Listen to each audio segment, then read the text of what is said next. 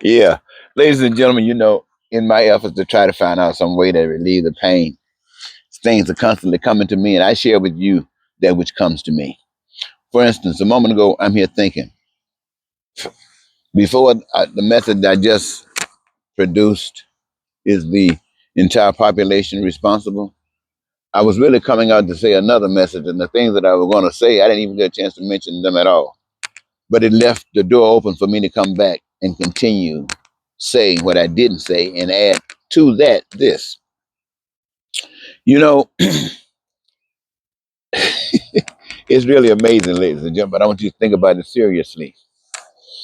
You remember, if you got any children, you remember your children as they grow up. Or if you don't have any children that you can remember as they grow up, you remember you. You remember as you were growing up. You remember how you looked when you were looking in the mirror. Most of the time you looked in the mirror, you just looked to make sure everything was fitting proper. You weren't really looking, trying to see how good you looked. Not in the earlier years. But as you got older, you began to pay attention to see how you looked. And truthfully, when you paid attention and did what society was saying do, you took care of yourself and you really looked pretty good. In fact, if you were a woman, you were actually beautiful. And if you were a man, you actually were handsome. And you go through that stage, you go through that stage, you go through that stage, and it lasts for quite a few years. For many people, you take care of your health, and you can go on for quite some times. But eventually, don't care how you do it, something is going to set in. Time is going to set in, and time is going to be overwhelming. And as beautiful as you have been, as handsome as you have been and are, maybe, there will come a time when you won't even recognize that you were ever looking like that. You'll be able to look at pictures and you will not believe that that's you. Because the truth of the matter is that you will, not all of you, but most of you, will be so ugly. You won't even want to look in the mirror. Nope. You don't want to look in the mirror, let alone go out of the house because you're just that ugly. And I was thinking about that. Because a lot of folks say if you keep your life good, not just your body, not but do nice things, be kind to people, have a inside that's just as beautiful as you wanted your outside to be. And if you got that kind of an inside, it sort of will reflect on the outside. And when people are around you, the spirit, the energy that emits from you will be so fantastic for them till the joy that you have and that comes to them is something from the power that you can't see, but it's there, obviously. So it's from those that can do it and to those that can't. Well, I wanted to say that to you, ladies and gentlemen, because something was telling me that the reason we get that ugly and get that is because we're not supposed to live that long on this plane. On this plane, we're not supposed to live till we get ugly. Ugly is a sign that you live too long. You haven't taken care of your responsibilities as being here on the earth. And what do I mean by that? You see, as you have experienced, this earth is corrupt. And the babies and stuff that comes into this world, they come into a corrupt world. More corrupt in some places than other places, but corruption nevertheless. And this is why all of the pain, this is why the suffering and the wars and all that other stuff continues to go on, because this is what is. Our purpose here, well, the whole purpose was to live here on this earth as if we are in heaven, but it went the opposite way. However, we still come as people. We babies and stuff, we still come here. But our purpose here is the same as it has always been, to live here as if it's heaven. And when we grow up, we don't see anything close to what we think heaven should be. When we go to places, they don't even talk about it. They don't talk about it like they're in church, not something that we can experience here on earth. So that wisdom, that knowledge, we never get. We are always robbed of it. But every now and then, God finds somebody. They call him the prodigal son. Nope, I didn't mean the prodigal son. They call him the begotten son. They call Jesus the only begotten son. Why? Why aren't you a begotten son? What that basically means? It means that you come here to do God's work, not to do your own thing. That's what you came here to do. You're a splitting image. of that which you've been taught to be. And so when we come here, it's not to fit in. We don't know that because that's all we know. But when God raises somebody up to stand before us, to live before us, and to go through us, to live and go through what we go through and experience what we go through, and then still will not bend. They're speaking to us. When Jesus was on the cross and did not bend, they were speaking to us. The way out of here, I am the way. Jesus said, don't sit there trying to outsmart these people. Don't sit here trying to think you're going to get over on them and y'all fighting for who gonna win this today and who gonna win next 4 years. No, don't fight with them. Stand for what you stand for and represent just like they stand for what they represent. Now, one or the other will overcome. Either the world will be like paradise or it's going to be like hell because you're not going to be here.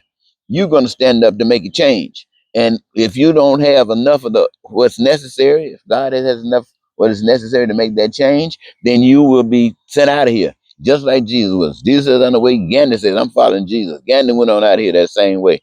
Martin Luther King, Malcolm X, Medgar Evers, and so many others say, I'm following Jesus. I'm following that way. And they out of here.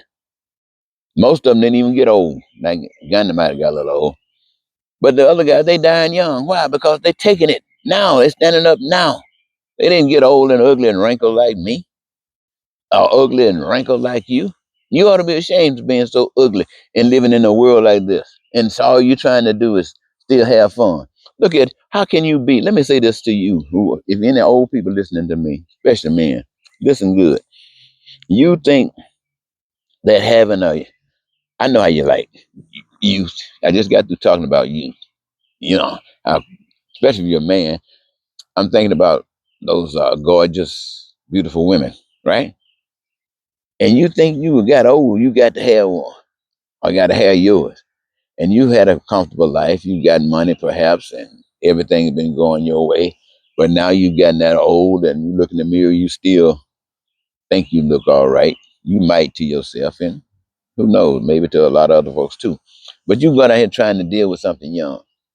I see a man out here, old as me, and got girlfriend younger than me. Well, hopefully younger than me. That is, you know what I meant. Let me put it to this way: there's a man that is 70 some odd years old, and his girlfriend is in his early 20s. Brother, man, whoever you are, don't do that to that young lady. She is young. She got her motivations for trying to say she glued to you for whatever that reason might be.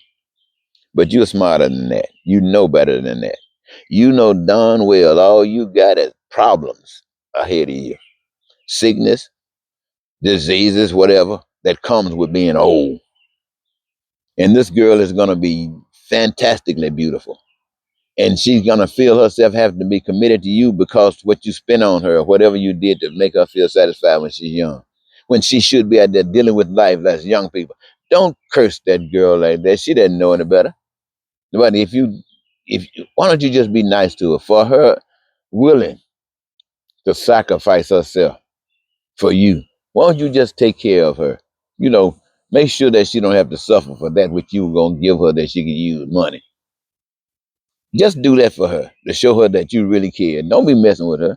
And if you just got to have somebody young, go buy it. Now, I'm not saying God gonna kiss you for it, but I'm gonna say don't mess over anybody like that. All right, what else? Young ladies, don't you be out there thinking that just because some men want to say, "Ooh, you look pretty," and you call yourself a cougar. That same thing happens. Same thing goes for you. That it goes for men. The same thing goes for you. That goes for men. Now, that just get all you old folks. Get you somebody that's your age that can grow old with you, get old with you. Y'all either die together or just enjoy life together. Leave these young folks alone. Yeah, I know they're young, but put that behind, put it on the wall. Now, what I want to say before I close. Hmm. This is what I want to say before I close. Remember this. When let me say America, you know what you're going through. They're trying to undercut everything that you thought you were representing good. You got somebody in office now that's trying to undercut all of that. Well, that is nothing that's really new, but it might be a little new, but this is what you've been working on. However long you've been America, as long as you have been America, this is what you have been working on. And today, this is what you got. You got a president, you got people who don't know the difference between a lie and wait a minute, what they call it? The truth and an alternative truth. They don't know the difference between the truth and a lie. They don't care what's true or a lie. They're hateful, they're racist, they're bigots. They are just lost. And this is what America is. I'm telling you. And Donald Trump has nothing to offer you but more of this stuff.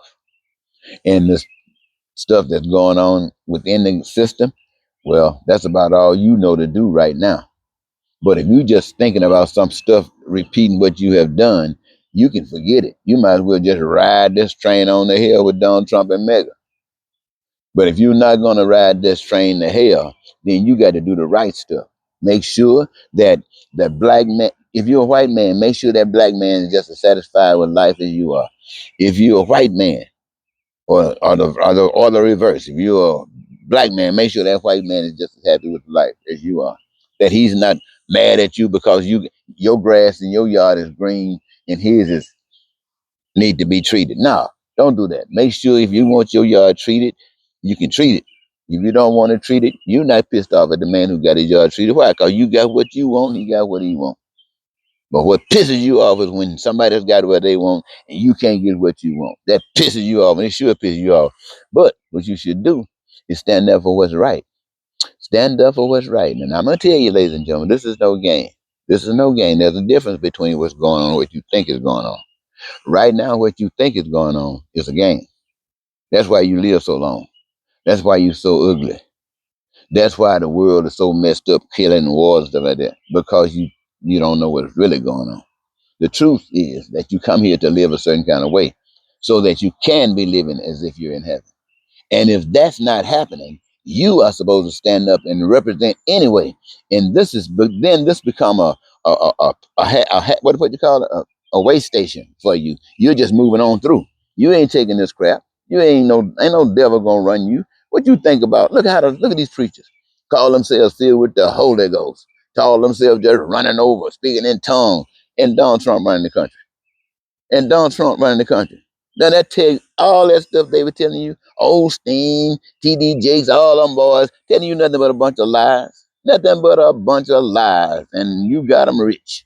If they were worth 10 cents, if they were worth any salt, they'd be standing up making sure that all this devilish stuff was exposed. And you, my friends, wouldn't have to worry about losing your education assistance. You wouldn't have to worry about losing your health care or anything that makes life wonderful for you. Nobody will come against it. Why? Because God, through people, protects it. But you ain't got that. I'm telling you, America, I'm telling the people of the world, y'all been deceived. Y'all serving Satan. And when I say y'all, don't get upset with me, because I'm in that number too. I'm in that number as well. Why? Because I'm breathing. I'm breathing up here right now. See, I can't change the world by myself. You can't change the world by yourself. But me and all of us together, we can change it. So I'm up here trying to do my part. I'm trying to let you know that I'm ready to do my part. I'm trying to let you know that right now, that's all I can do is to let you know what I see. Cause, and I say I see because you, to me, can't see it. Otherwise, you wouldn't be going through this stuff. But since I see it, I'm telling you. So maybe you can see. Maybe you know what to look for, so you can see it. Then we can come together and fix this. You see what I'm saying? Oh boy. All right. I'll talk to you later.